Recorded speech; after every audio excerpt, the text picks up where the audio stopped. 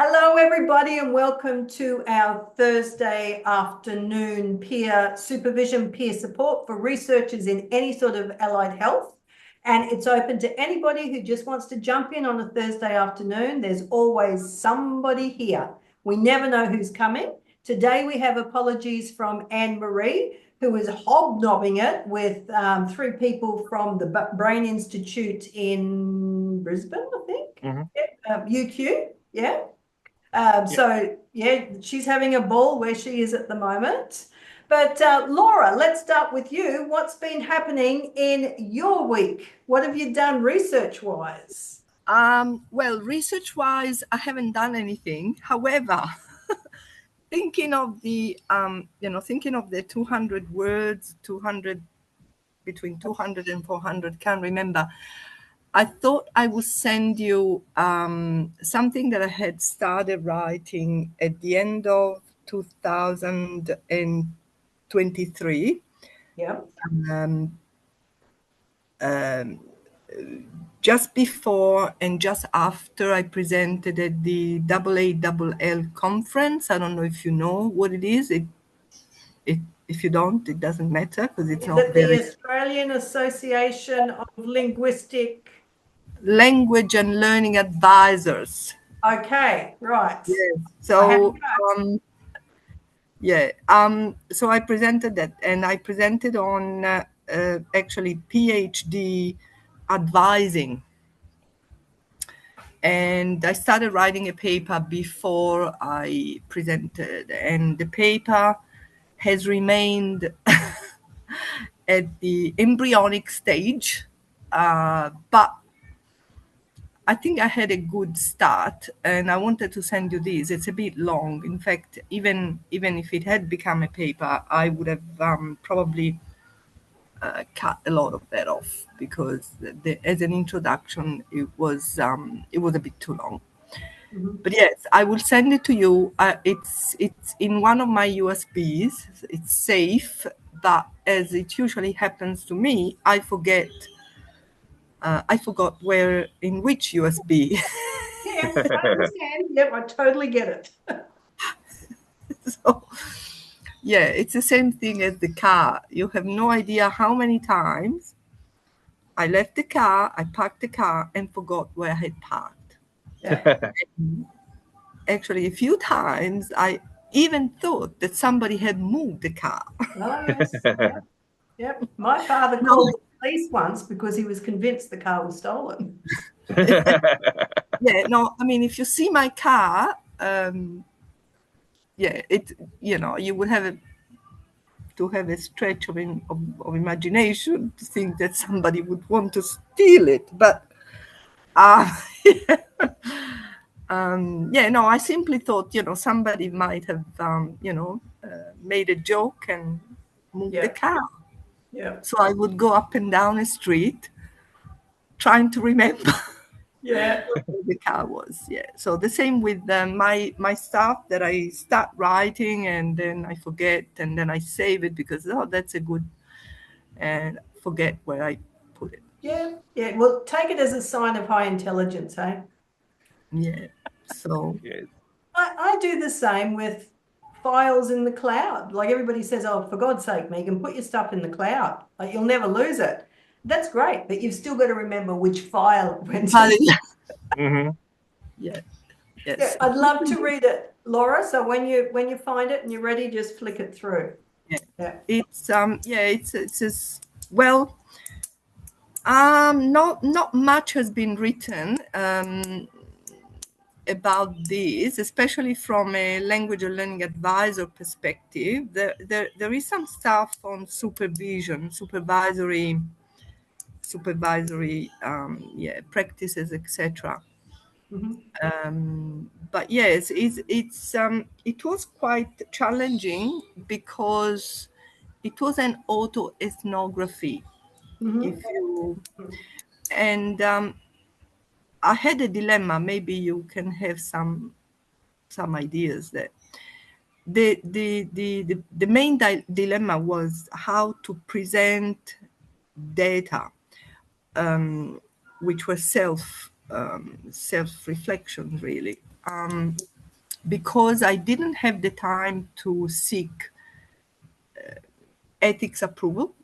And so I couldn't use, despite, I mean, I had asked informally some of the PhD students I was advising, and they were, very happy to do it, but I didn't have the time to go through ethics, etc. So was that when you were working at an academy? at what, sorry? At one of the academies at the university? The academy. Yeah, a university. Oh yeah, Charles Darwin. Yeah. Oh yeah, okay. I was in Charles Darwin. Yeah, yeah. Yeah. So if you were to do it now, you wouldn't have to go through an ethics committee, yeah? Well, no, I wouldn't have to go through ethics because it's an autoethnography. So I'm not using any of the data from from the students that I was advising. I'm using my own reflections. However, and I asked the person in charge at Charles Darwin University, what if by presenting my reflections, I actually, even if it's not directly coming from their mouth, I, say things that they said. And she couldn't give me a straight answer. So she said, well, then I think you should still seek ethics approval. Yeah, I think you should do that just to be on the safe side. Yeah, but I've asked around, and if you filter your reflection enough, you don't really have. Yeah. If you Yeah. private enough, you don't use the directly reference. Not that you'll directly reference, say, such and such said, but if you did that, you'd have to have ethics, I think. Yeah, if you use the other people's stuff. Yeah. But that's really, because they were students from CDU. Yeah. So who does the data belong to? Yeah, that it does get messy. Yeah. But maybe then there's another project for you to gather data from other PhD students that you might work with. Because you're no longer at CDU. Yeah, it's messy. And these ethical considerations are all things that I had never really thought about until I came into the PhD program. Like obviously ethics, you cannot separate ethics from social work, but it's the ethics of the data, like who owns the data? Where is the data stored? What are the implications of different types of safe storage? Like things I had never really considered. Yeah, past a locked filing cabinet. Yes. But there's other things like where does all of the excess data go? Because when you go through your data, you don't keep it all. You don't use it all. So where does that go once you finished a PhD or you leave your job? And well, it's you put the you put the finger on the painful spot. It's okay. The data should be stored by yourself. I mean, by the person who does the research, in a safe place, which is locked at all times, and of which you only have the access. And then the access should be given only to your supervisor, who is also your co-investigator. And sometimes it is the chief investigator, really. In most cases now, it's the chief investigator. Even though you're doing all the work, they're still, I think it's changed. Yeah, there's a new rule now for which the supervisors are chief investigators of your staff. Anyway, it's not my battle. I've done it. So, and then there is another place where it should be stored, and I think you have to, I mean, at that time, it was the rule. Like you had to actually mention that it was stored in a cabinet somewhere in the university in which you were studying. Yeah. Mm. Yeah. And it's kind of stupid because, I mean, no, it's definitely stupid because, who's going to check? Yeah. Yeah. And I think the universities cover themselves by getting all of their students to fill in a data management plan. So once you've got that data management plan and you've got a shared file with your principal supervisors, it's then up to all of us to make sure that we're adhering to that locked filing cabinet or whatever, stored on your computer. I actually have two computers. I have a university one and a personal one. Sometimes I blend because I might forget I'm on the university ones, but I might want to email Laura a recipe for how to make a tea cake or something. So I forget, but I try to never have crossover. Yeah. Anyway, so interesting. I look forward to reading your paper when you can find it and when you can send it. Yeah. Yeah, it's just the beginning, and I didn't get to the actual presentation of the data. So Yeah. whenever I find it, I'll send it to you. Maybe a condensed version. Thank you, Laura. Yeah. And young Doug, have a heart. What have you been doing? Have a heart. Yeah. I haven't done that much, but I have worked out that I'm going to focus on 4 areas. Something to do with the urban landscape of Adelaide and the metropolitan area, for climate adaptation and heat-related issues regarding climate change in Adelaide. So there's those two, and for the NT, it's a bit harder because there's not much out there for adaptation because of the mining sector is so strong. Yeah. But one is health and adaptation, which I found a report on about the NT health and sustainability and adaptation. And the other one was something to do with Darwin, I think. Maybe just climate change in Darwin. Hey, have you read the State of the Environment for Northern Territory, the most No. recent one? Okay, I only learned this week that Northern Territory has surpassed the expectations for 2030 and 2050 It would have. in the number of days over whatever Yeah. that it shocked me, like holy hell. Mm. But I may have a paper to share with you. One of my has she's just been marked on her master's and she's about to present it in New Zealand. And it's on air quality, including heat in territory. Oh, that'd be good. Yeah, so she's the lady that put me onto the purple air filters. Yes. And amazing stuff. So she's got all of those readings from around here, and it's from a Yolngu perspective, which is really interesting. So Yolngu people have their own calendar of seasons, and what they noted is that the seasons have all completely changed. They don't talk so much about weather patterns, but they talk about the stingrays aren't showing up when we expect them to be in stingray season.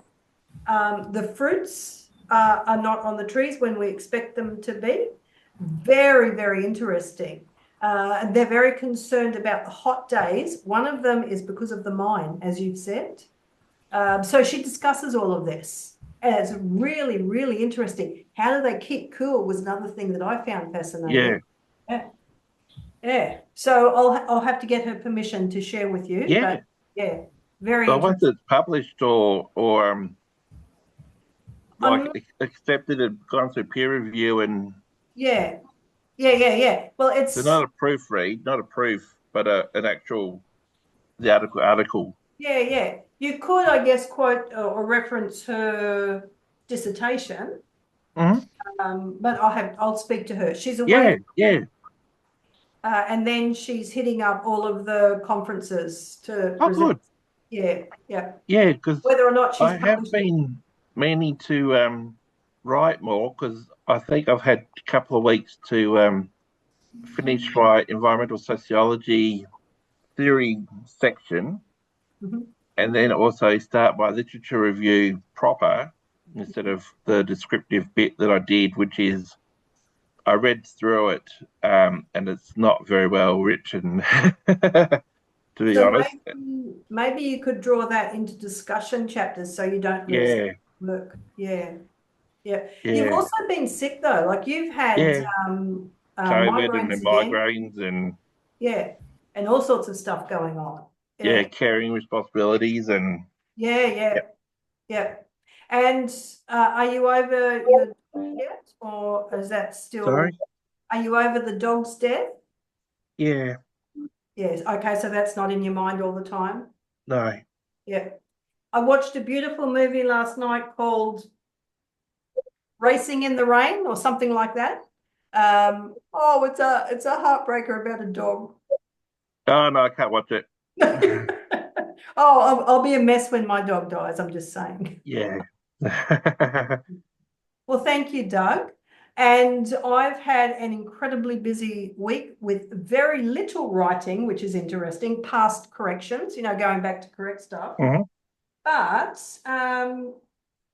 I've been looking for a process to transform my coded data into a chapter in some sort of a coherent way. So I've been looking for some sort of an analytical framework that would help with the trustability of the research. And you'll know, Doug, that this is an issue that was raised at my mid-year Yeah. about the trustability of qualitative data.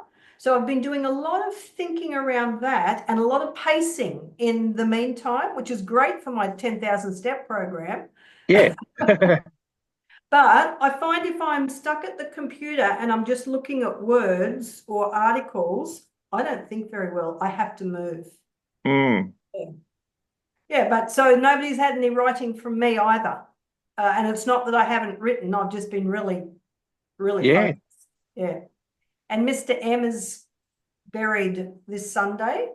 So I'm not going to have those other pulls, the other duties to take me away from my office as well. Yeah. Was that this Sunday he gets done, buried? Or last This, Sunday? no, this Sunday, the, This the Sunday. ceremonies have been ongoing, but Yep. this Sunday he actually goes into the ground.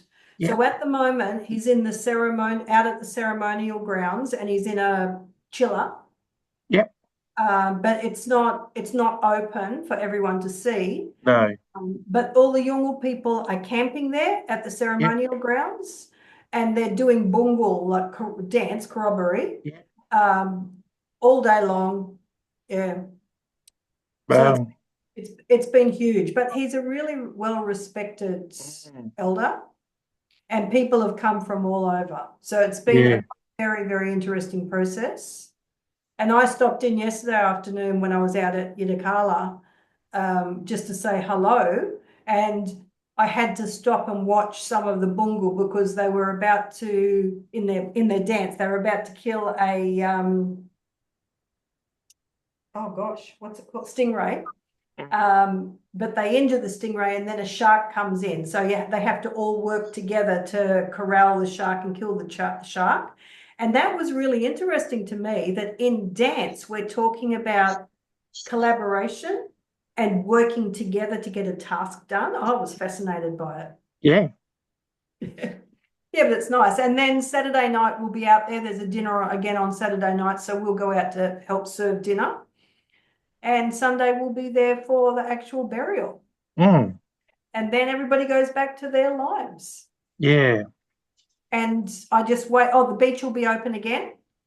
So we'll be able to access the beach, and we'll just wait to be notified of when we can actually say his name again. The name, yeah. Including his English name. Yeah. So he does have an English, 3-letter English name, but we can't even call other people who share that name by that name. Yeah, so it's a very interesting process. How long does the ceremony and all that last for? The process? It depends. The mortuary practice changes depending on many factors. And one of the factors up here is when the chiller is available. Yeah. So many people die. Yeah. One chiller that has to be shared around. And some clans will have it open. Yeah. Like Gumatch apparently has theirs open, but Ridajingle, that this man is, they have it closed. So it's fascinating. And this, Laura, this is all of the stuff we were talking about last week with your wonderful word that now I cannot remember what it was called. Interstice.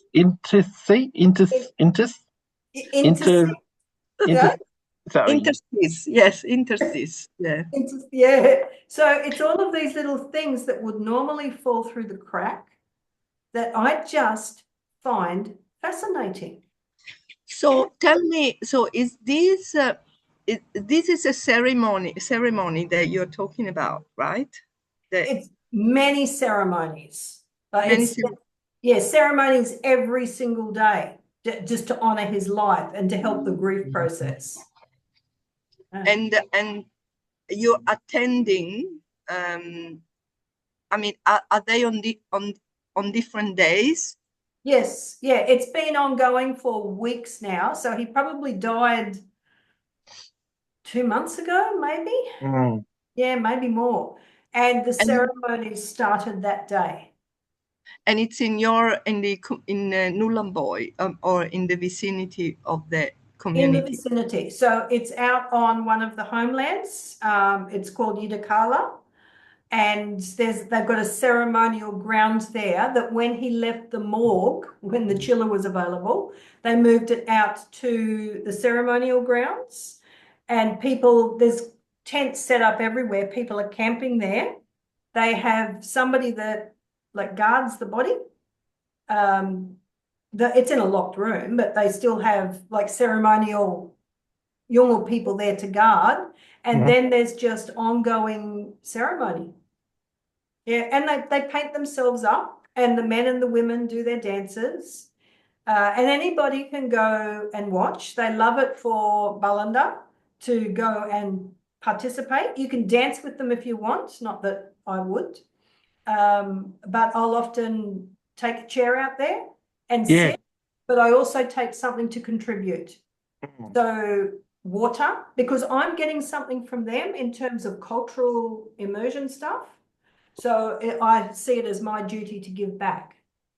So yeah, water, or I buy 10 of the little, like 2 fruit cups from Woolworths.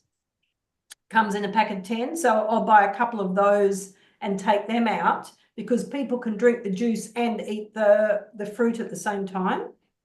So that's my contribution. Yeah. And of course, helping to serve food for dinners and whatever.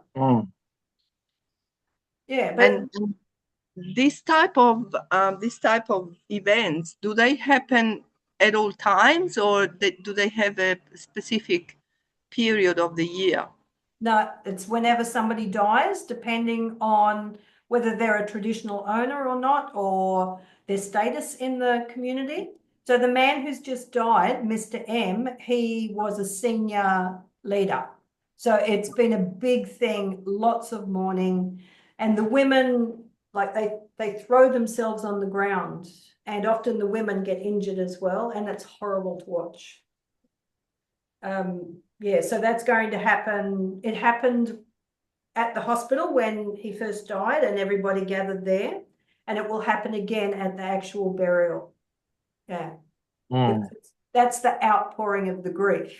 Yeah, but Laura, when you come to stay in my spare room, we will go and like be involved in as much as we possibly can. Oh yeah, I would love to. I'm now looking into, well, I have work until the 16th of September, and then I'll be free basically. But I think I'm actually thinking of taking my leave and leaving earlier, and so I would be free earlier, and so Yeah. I would start planning. And I also wanted to ask you, you seem to know so much, that I found online something called, and it's organized and it's completely free. It's organized by the government, I believe, called Bush Ready. Do you know anything about it? Like they organize, I think they organize it all over the Northern Territory at different times. Always, obviously, the Darwin, the one at CDU in Darwin, there's a couple in different locations. They're completely booked out until I don't know when. But it's a I don't know, 2 or 3 day workshop that prepares people to work in communities. Okay, I have heard of this.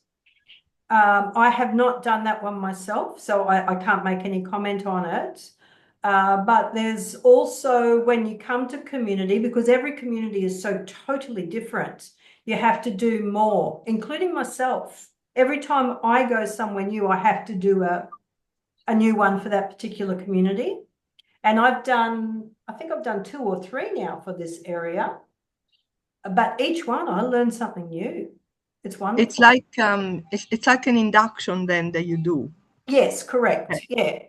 Yeah. And it certainly in social work now, before social workers go on placement in any rural areas, they usually have to do those 2 or 3 day workshops to prepare themselves to work in those rural and isolated areas.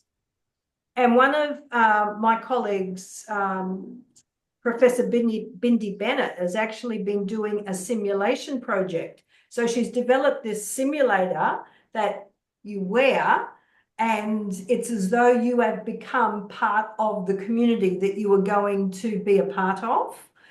So I met with her at Yidakala and we went through the simulation, and she said, "What's missing?" And I said straight up, "Dogs. There's no camp dogs in the simulation." Because you go to community and there's dogs everywhere. Yeah, but it's very, very good, and teaches them some words so that they're not going to a place totally blank. Yeah, I think it's and very helpful. ignorant as well.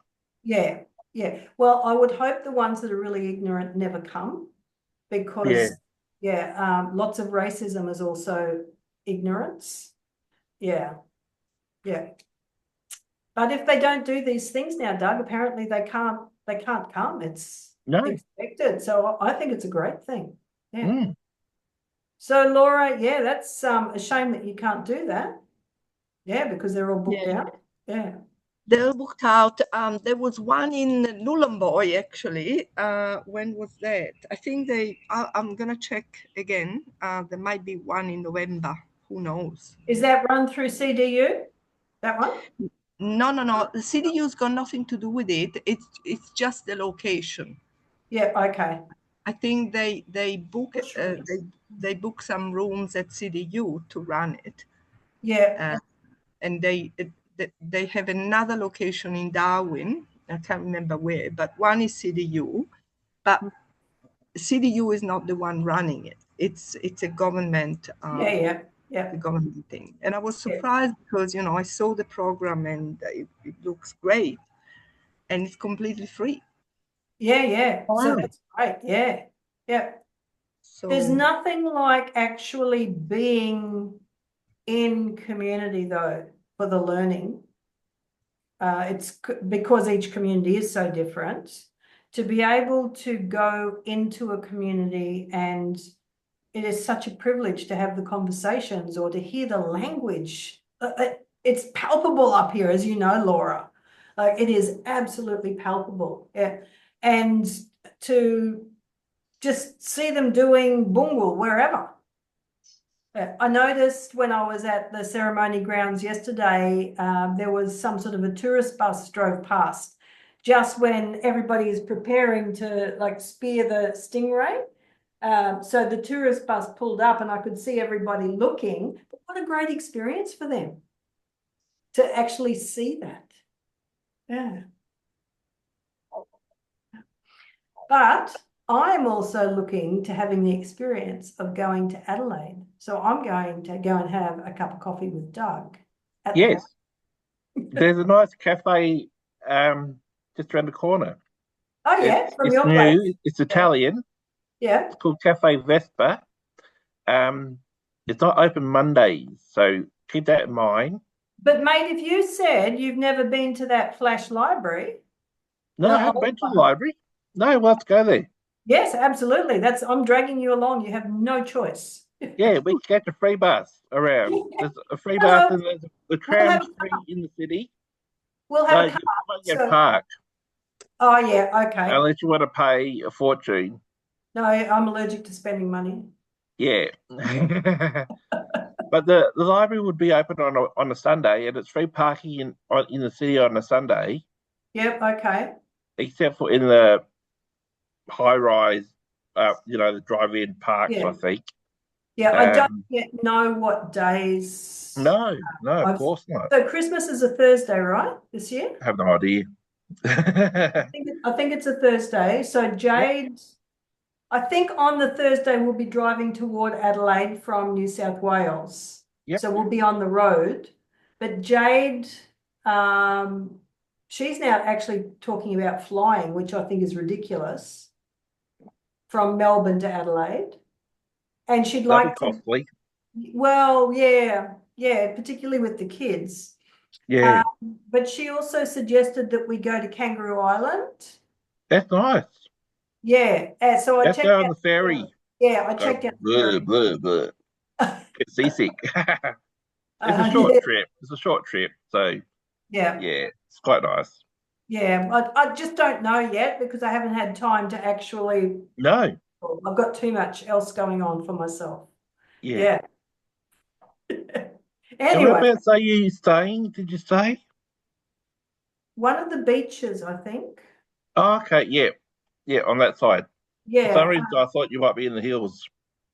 Yeah, we looked at that, but because of the kids, I think that we'll probably want to be near to the beach at a place. And hopefully the algal bloom has disappeared by then.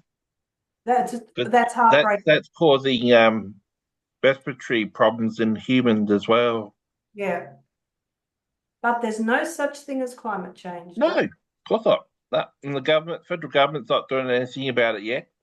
So speaking of climate change, where is it? Oh, you got Stephen's book. I did. It arrived finally. Yeah. Yes, it's a good book, isn't it? I really get to read it. Yeah. So I even saw Paul, who only knows about climate change through me. Yeah. I'm sure he knows the concepts, but he doesn't know the stuff behind it. So he was looking through it as well, and he said it's really good that there's hope. Yeah, which it is. Yeah. Yeah. And that's why your research is so important. I just got to get it done. Get it done, mate. I want to read it. I'm not going to wait to the rush and get it done by March, May, as Iselle has me penciled in to do, because I thought I'd like to get it done by March. And she said, yep, March is the one. That's what you got to do it. And I thought, I just can't do it. And it stressed me out, which will probably not help the heart, but no. Yeah, can't do that. No. Yeah, you have to look after yourself and you have to look after your heart. Yeah. Yeah.